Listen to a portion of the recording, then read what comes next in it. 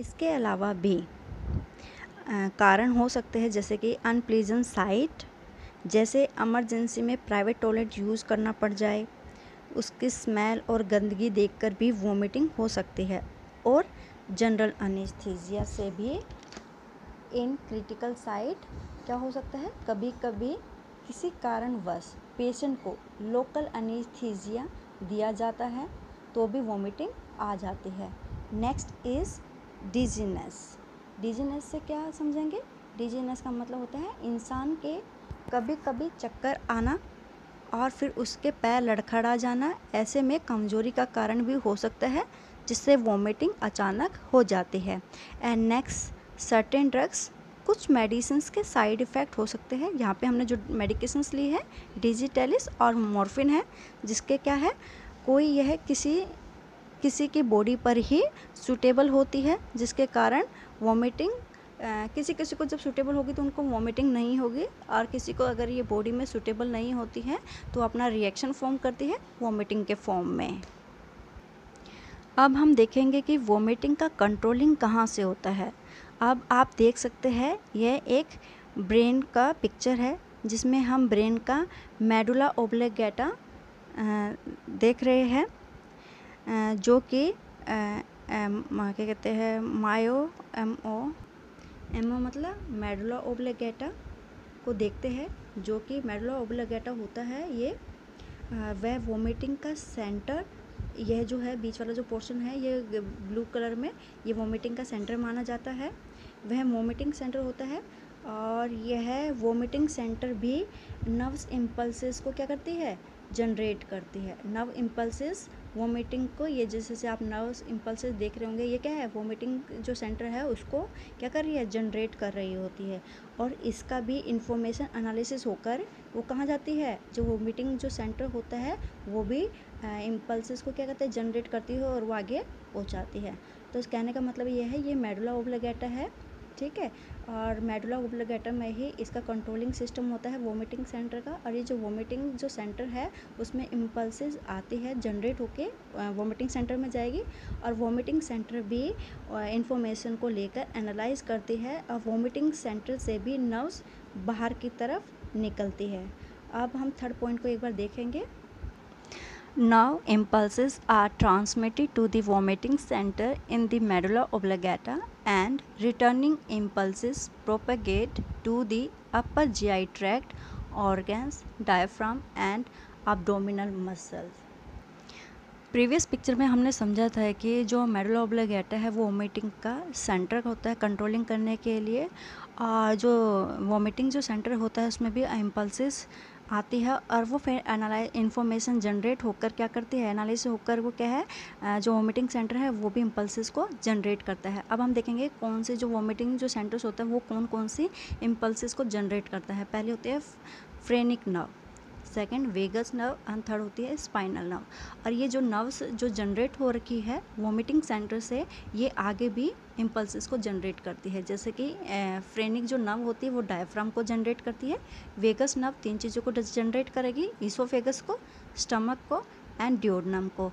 और जो spinal nerves होगी हमारी, वो अब्डोमिनल, रेक्टस, इंटरकोस्टल मसल्स को भी क्या करेगी, जनरेट करती है।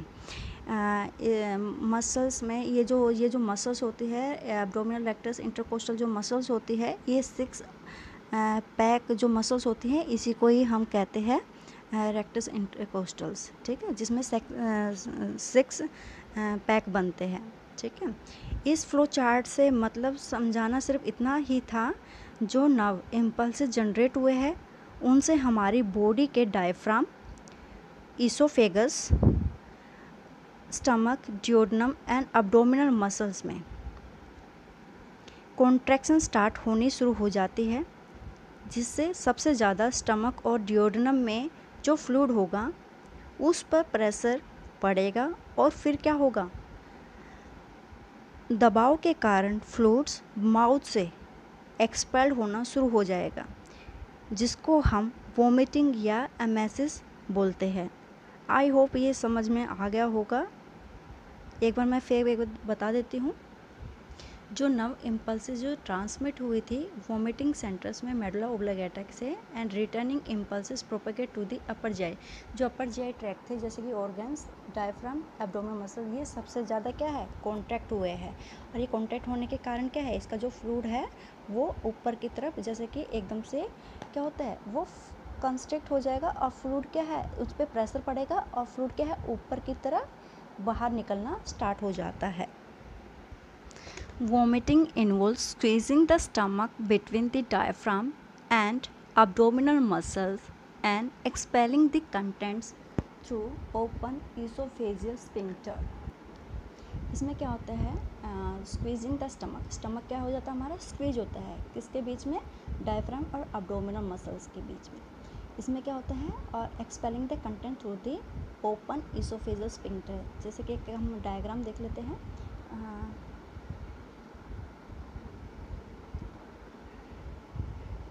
ठीक है, ये मेरा रफली डायग्राम बना रही हूँ मैं। ठीक है, आप इसको थोड़ा सा समझ लीजिएगा। ठीक है, और यहाँ पे इसोफेगस है, इसोफेगस की स्फिंक्टर वॉल है। इसमें क्या होता है ये हमारा स्टमक है, जैसे इसमें क्या होगा स्टमक प्रेशराइज हो जाता है। ठीक है, क्योंकि स्क्वीज हो गया है यहाँ पे, और तो इससे क्या होगा जो स्टमक है वो प्रेशराइज हो जाएगा। इसके बीच जो डायफ्राम है और एब्डोमिनल मसल्स के बीच में क्या हो जाता है वो एकदम से क्या हो जाएगी के बीच में कॉन्ट्रैक्शन हो जाएगी, जिससे क्या होता है इसोफेगस की जो स्फिंक्टर जो वॉल होती है ये खुल जाती है, ओपन हो जाएगी इधर से।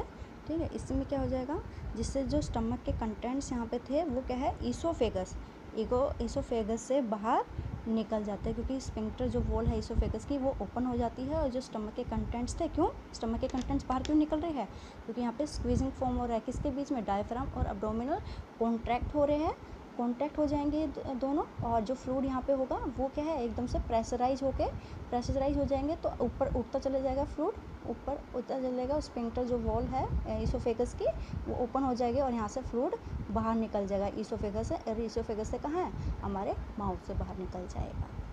समझ में आए। Last point, prolonged vomiting especially in infants and early people can be serious because the loss of acidic gastric juice can lead to alkalosis, dehydration and damage of the esophagus। अगर infants और old age जो person होंगे अगर उनमें vomiting ज़्यादा time तक रहेगी तो सीरियस प्रॉब्लम होने के चांसेस ज़्यादा रहेंगे। जैसे लॉस ऑफ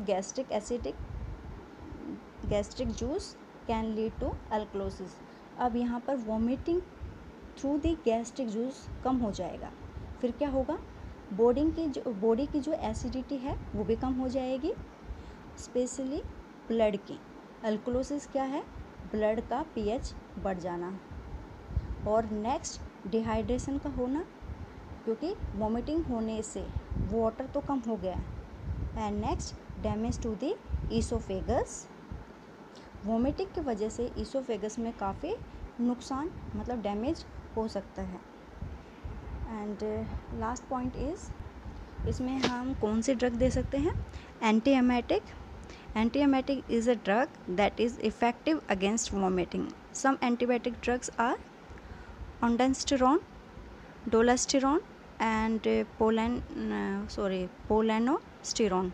पोलानोस्टेरॉन। ये कुछ ड्रग्स होती है वोमिटिंग को रोकने के लिए, जिसको बोलते हैं एंटीएमेटिक।